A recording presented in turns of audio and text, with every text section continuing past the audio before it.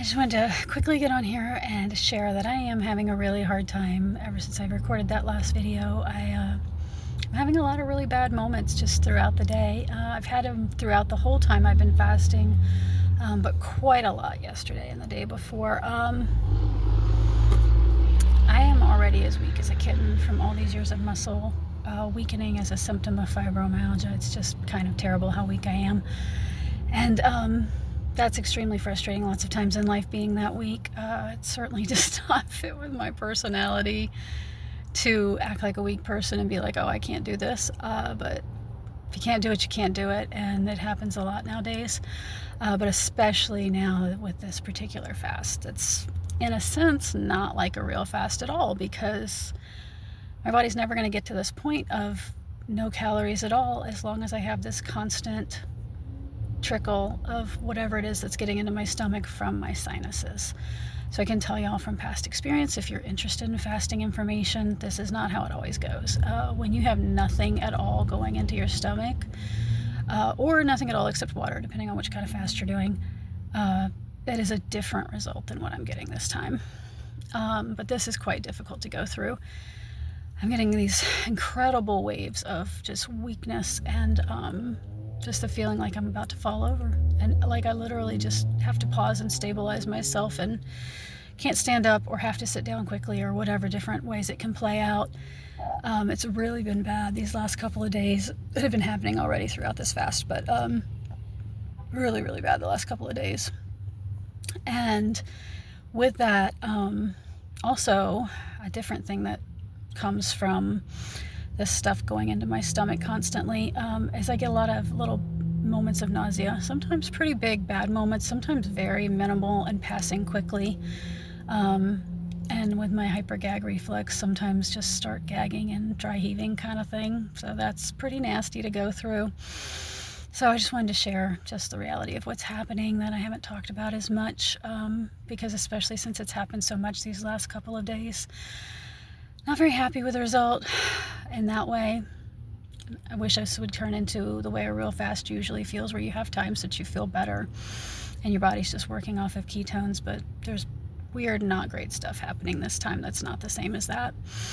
But like I said, if you're looking for fasting information, if you have a regular fast where you do not have anything you're taking in food-wise and you do not have this sinus thing, your mileage is definitely going to vary, in my opinion, because I've done fasting before in past years.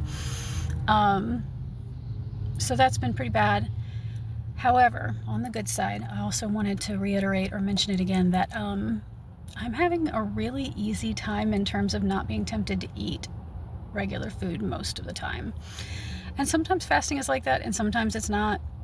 My usual experience years ago would be parts of it would be very easy with no temptation, and generally when that hits later, like you've been doing it for however many days, and then it just hits that you just overwhelmingly feel like you want food so badly, then it's just like, okay, this is how long I fasted. My body's ready for me to not fast anymore.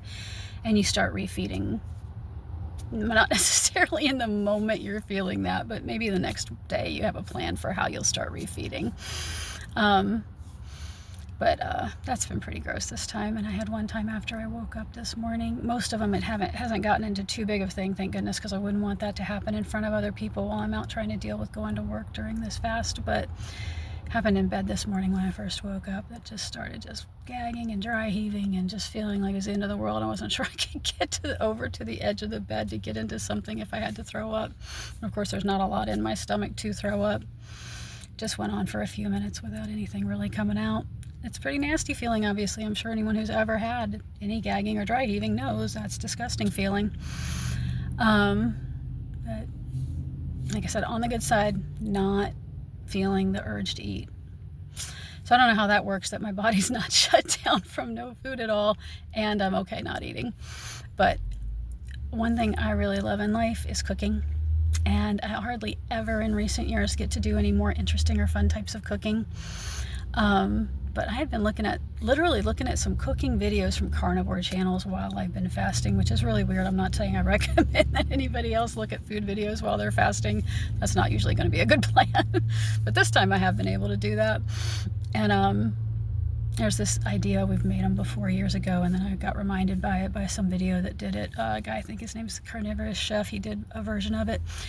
He called it pizza balls. But anyway, like I said, I've made them before years ago, where you make basically a meatball with a little chunk of cheese in the middle, and when you bake your meatballs, you have this melty cheese in the middle when people bite into them. So I had to do a little shopping. I was fine to go in the stores. Took my daughter with me because there was a certain reason at one of our stops that I needed her with me. And while we were at Harvest Meat Market, I saw some buy one get one free Italian sausage. And so just on impulse, I just grabbed 2 packages of that. Had her a couple of pounds of Italian sausage. We'd already bought some ground beef at Aldi that was grass-fed. We're trying to keep it a cornerstone of our diets. Even though we can't afford to do it as all of our food, we're trying to keep it a cornerstone to have a lot of ruminant meat in our diets, and preferably grass-fed, because we always feel better on that.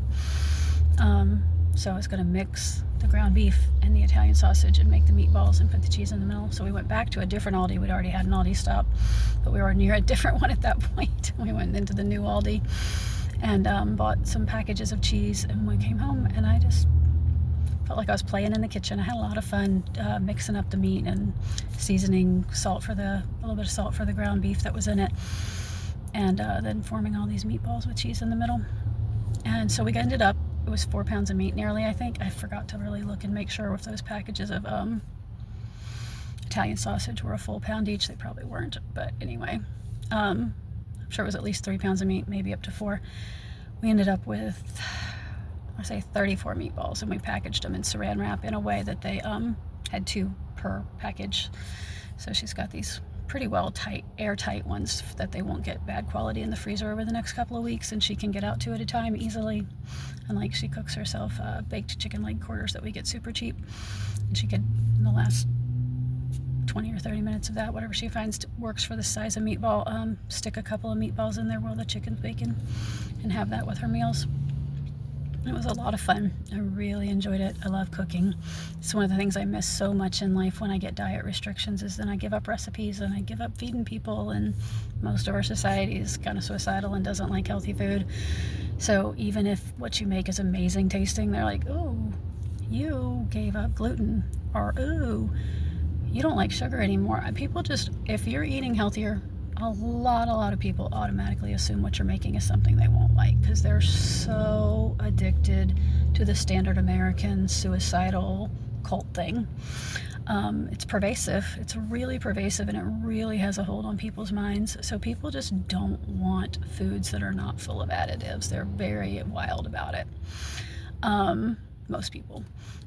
So no matter how great your recipes are, no matter how great your techniques are, as soon as they know you're on a restricted diet, they're not interested in your food. And I do really miss the community and the feeding people aspect of the way I used to be with food. I've been a foodie from way back before anybody called it being a foodie, and I love cooking. Oh well, if people don't want the food, no matter how good it tastes, they just don't want it. But this is not as much super my style of no additives, obviously, since I just went ahead and got their sausage they had on sale without looking too close at the ingredients, which is really weird for me. I'm usually such a label reader for like 20 years now, but it was great. And another fun effect was I have this stuff just coating my hands by the time I'm done, of just tons and tons of beef and pork fat coating my hands. And I sat there in my comfortable chair after I'd mixed up all these meatballs and got them all shaped and put away. It's because my daughter was helping me. So you have one person whose hands are getting messier and messier, and one person whose hands aren't getting messy at all. So we got them all done. And then I just sat there rubbing this stuff into my hands for a few minutes, and shockingly, I shouldn't have been shocked. I have really dry skin, so I'm used to stuff soaking into my hands a lot. This tremendous amount of fat, just almost all, absolutely all of it ended up soaking into my hands and not needing washed later. Of course, I still had to wash my hands for other reasons, but not for the fat. And my hands felt so good for like 24 hours. But up until this morning, they actually still feel better this morning than they've felt in years for not being as much dry skin. Animal fats are really good for your skin. So I wanted to share a little bit more bad and a little bit more good. God bless y'all. Y'all have a good day.